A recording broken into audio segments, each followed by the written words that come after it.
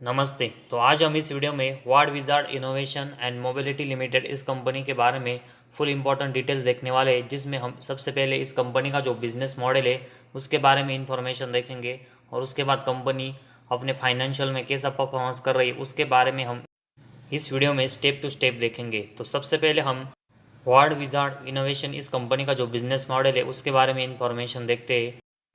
तो ये कंपनी एक इलेक्ट्रिकल व्हीकल मैन्युफैक्चरिंग कंपनी है जो कि अपने जॉय ई बाइक्स और उसके साथ ही में वियॉन इनोवेशन के थ्रू इलेक्ट्रिकल व्हीकल की जो सर्विस है वो प्रोवाइड करती है।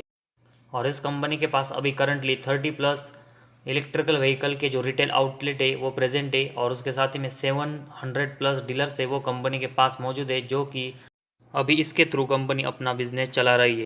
और उसके बाद जो सबसे इम्पोर्टेंट है वो कंपनी अपने इलेक्ट्रिकल व्हीकल का सेल्स है वो कितना कर पा रही है, तो उसके बारे में हम इंफॉर्मेशन देखते हैं।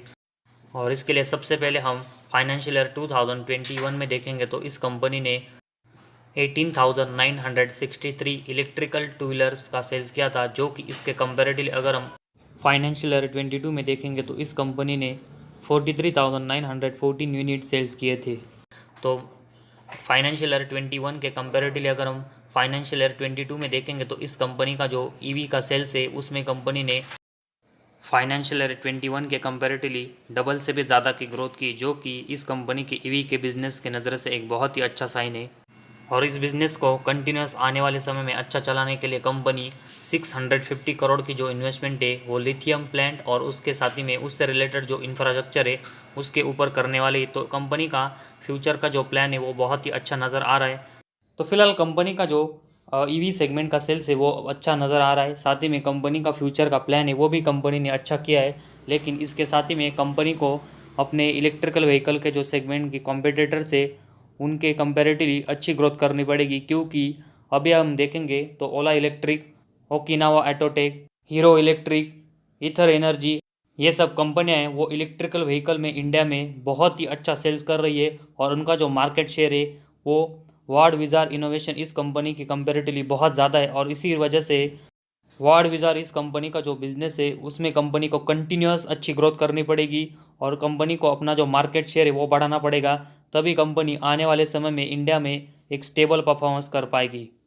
तो इस कंपनी की अभी हमने बिज़नेस रिलेटेड जो इन्फॉर्मेशन है वो पूरी देख ली है, लेकिन इस बिज़नेस में कंपनी अपने फाइनेंशियल के नंबर्स कैसे यहाँ पर डिलीवर कर रही है उसके बारे में भी हमें इन्फॉर्मेशन देखनी पड़ेगी। लेकिन उससे पहले अगर आपने पहली बार इस चैनल को विजिट किया है तो इस चैनल को सब्सक्राइब कीजिए, साथ ही में बेल आइकॉन प्रेस करके ऑल सेक्शन पर क्लिक करें ताकि आपको शेयर मार्केट की हर अपडेट जानकारी नोटिफिकेशन के थ्रू मिल सके। तो सबसे पहले हम कंपनी का स्टॉक का पी रेशियो देखेंगे तो 129 है, तो इसको कंपनी और इसी वजह से इस कंपनी का जो शेयर है वो अभी थोड़े से महंगे वैल्यूएशन पर है। तो इस कंपनी का ROC 27.4% का है और कंपनी का ROE 19.1% का है। तो इस कंपनी के जो ROC और ROE इसमें कंपनी अच्छा परफॉर्मेंस कर रही है। और इसके बाद हम कंपनी का जो प्रॉफिट एंड लॉस स्टेटमेंट है उस सेगमेंट के बारे में इंफॉर्मेशन देखते हैं। इसमें हम पिछले 5 से लेकर 6 साल का कंपनी का परफॉर्मेंस देखेंगे। और सबसे पहले हम इसमें कंपनी का सेल्स देखेंगे, जो कि मार्च 18, 19 और 20 में बिल्कुल ज़ीरो था। लेकिन इसके अगले 3 साल अगर हम देखेंगे तो मार्च 21, मार्च 22 और ट्रेलिंग 12 मंथ्स में कंपनी ने अपने सेल्स में बहुत ही अच्छी ग्रोथ की, जो कि कंपनी का सेल्स मार्च 21 में 39 करोड़ का था। जो कि इसके बाद अगर हम देखेंगे तो इसमें कंपनी ने अगले साल मतलब मार्च 22 में मार्च 21 के कंपेरेटिवली लगभग 4 टाइम्स से ज़्यादा की ग्रोथ की। और उसके बाद कंपनी ने ट्रेलिंग 12 मंथ्स में मार्च 21 के कंपेरेटिवली अगर हम देखेंगे तो 6 टाइम्स से भी ज़्यादा की ग्रोथ की है। तो पिछले 3 सालों में कंपनी का जो सेल्स है उसमें कंपनी ने बहुत ही अच्छी ग्रोथ की है।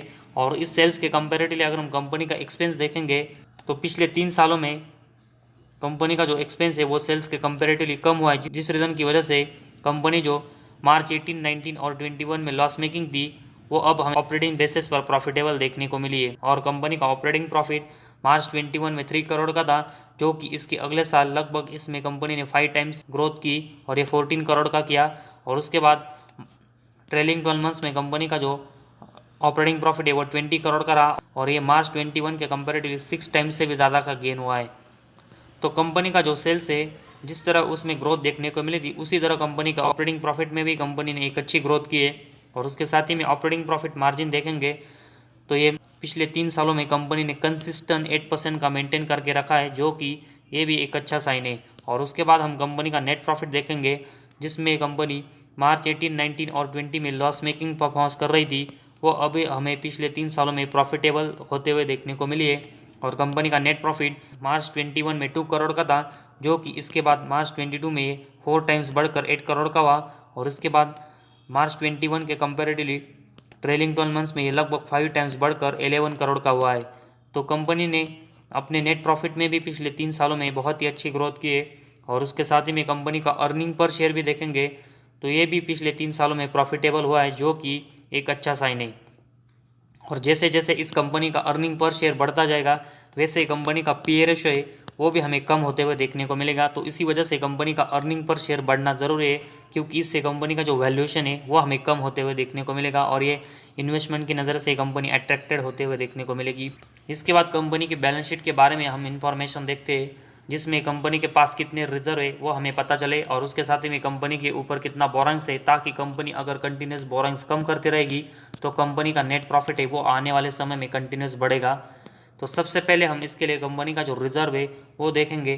तो मार्च 18, 19 और 20 में देखेंगे तो कंपनी का जो रिजर्व है वो ना के बराबर थे, लेकिन मार्च 21 से जैसे ही कंपनी के परफॉर्मेंस इंप्रूव है, वैसे ही कंपनी का जो रिजर्व है वो मार्च 21 में 5 करोड़ का था, वो अभी सितंबर 22 में हमें 40 करोड़ का देखने को मिला है। तो लगभग अगर हम पिछले 2 साल में देखेंगे तो कंपनी का जो रिजर्व है वो कंपनी ने 8 टाइम्स यहाँ पर गेन किया है, जो कि बहुत ही अच्छा साइन है।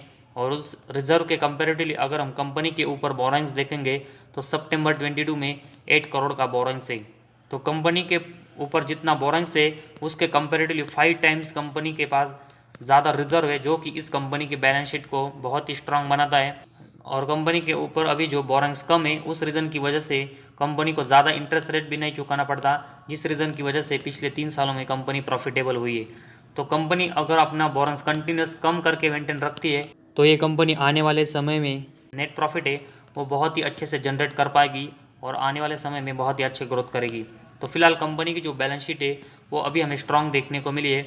इसके बाद कंपनी का कैश फ्लोज के बारे में हम इंफॉर्मेशन देखते हैं, जिसमें कंपनी का नेट कैश फ्लो मार्च 18 और 19 में बिल्कुल ज़ीरो था, लेकिन अगर हम पिछले 3 सालों में देखेंगे तो कंपनी का नेट कैश फ्लो कंपनी ने प्लस में जनरेट किया है, जो कि मार्च 20 और 21 में ज़रूर कम था, लेकिन कंपनी का मार्च 22 में जो नेट कैश फ्लो है वो 15 करोड़ का जनरेट हुआ है, जो कि इससे पहले हमें 8 से लेकर 10 साल में बिल्कुल देखने को नहीं मिला था। तो कंपनी ने मार्च 22 में अपने नेट कैश फ्लो में बहुत ही अच्छी ग्रोथ की है और पिछले 3 सालों में नेट कैश फ्लो प्लस में जनरेट किया है, जो कि ये कंपनी के परफॉर्मेंस की नज़र से और कंपनी के बिजनेस के लिए बहुत ही अच्छा साइन है।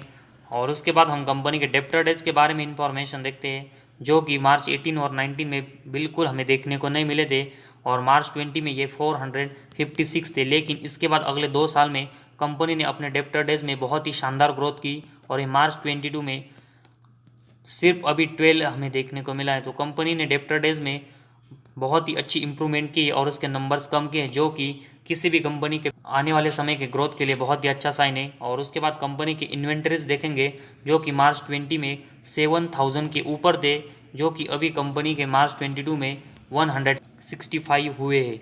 तो पिछले 2 साल में कंपनी ने अपने इन्वेंटरीज डेज है वो भी बहुत ही कम किए, जो कि ये भी कंपनी के बिजनेस के लिए एक अच्छा साइन है। तो डेब्टर डेज और इन्वेंट्री डेज दोनों के नंबर से वो कंपनी पिछले 3 साल से कम कर रही है, जो कि एक बहुत ही अच्छा साइन है। और उसके बाद कंपनी का शेयर होल्डिंग पैटर्न देखेंगे, जिसमें कंपनी के प्रमोटर के पास अभी दिसंबर क्वार्टर में 70% से भी ज़्यादा की हिस्सेदारी है। तो इस कंपनी के जो मेजोरिटी स्टेक है वो कंपनी के प्रमोटर के पास है, जो कि कंपनी को बहुत ही स्टेबल बनाता है। और उसके बाद हम कंपनी में एफ की इन्वेस्टमेंट देखेंगे, तो अभी तो कंपनी में एफ की इन्वेस्टमेंट है वो 0.10% है, लेकिन जैसे कंपनी कंटिन्यूस ग्रोथ अपने ईवी सेगमेंट में करेंगी तो आने वाले समय में कंपनी में एफ और उसके साथ ही में डी की जो इन्वेस्टमेंट है वो भी बढ़ते हुए देखने को मिलेगी। और इस एफ की इन्वेस्टमेंट के बाद अगर हम पब्लिक के पास देखेंगे तो 29.82% की हिस्सेदारी है। तो पब्लिक के पास भी इस कंपनी की एक अच्छी हिस्सेदारी है। तो पिछले 3 सालों में कंपनी ने प्रॉफिट एंड लॉस स्टेटमेंट में जो एक अच्छी ग्रोथ की है और उसी वजह से कंपनी का प्रॉफिट CAGR है वो 285% का हुआ है। साथ ही में कंपनी का जो रिजर्व है वो कंटिन्यूस बढ़ रहे और उसके कंपेरेटिवली कंपनी के ऊपर बहुत ही कम बोरिंग्स है, जिस रीज़न की वजह से कंपनी की बैलेंस शीट है वो स्ट्रांग हुई है। और कंपनी के ऊपर जो कम बोरिंग्स है उसकी वजह से कंपनी को कम इंटरेस्ट रेट चुकाना पड़ा है। और इसी वजह से कंपनी के नेट प्रॉफिट में कंपनी पिछले 3 सालों में अच्छा परफॉर्मेंस कर पाई है। और साथ ही में कंपनी का कैश फ्लोज भी पिछले 3 सालों में कंपनी ने पॉजिटिव में जनरेट किया है। कंपनी अपने डेप्टर डेज और इन्वेंटरी डेज में कंटिन्यूस अच्छी ग्रोथ कर रही है। कंपनी के प्रमोटर के पास एक स्ट्रांग हिस्सेदारी है और उसके साथ ही में कंपनी का जो सेल्स है उसमें कंपनी ने पिछले साल के कंपैरेटिवली एक अच्छी ग्रोथ की है, जो कि ये कंपनी के परफॉर्मेंस के नज़र से एक बहुत ही स्ट्रांग पॉइंट है।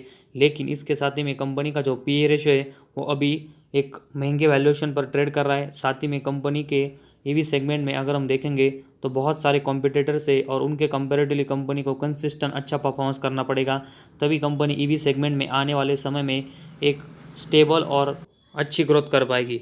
तो इस कंपनी के लिए हमें कुछ स्ट्रांग पॉजिटिव और नेगेटिव पॉइंट दोनों देखने को मिले और उन दोनों को ध्यान में रखकर हम इस कंपनी में, अभी जो कंपनी इलेक्ट्रिकल व्हीकल में काम करती है और कंपनी ने अपने सभी सेगमेंट के परफॉर्मेंस में पिछले 3 सालों में अच्छी ग्रोथ की, इसकी वजह से छोटी इन्वेस्टमेंट कर सकते हैं।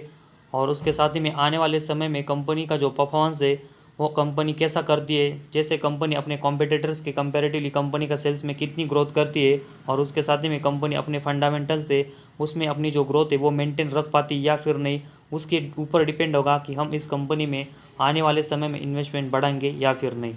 तो अगर ये वीडियो आपको पसंद आया तो इस वीडियो को लाइक करें, साथ ही में इस चैनल को सब्सक्राइब करें ताकि आपको शेयर मार्केट की हर अपडेट जानकारी नोटिफिकेशन के थ्रू सही समय पर मिल सके।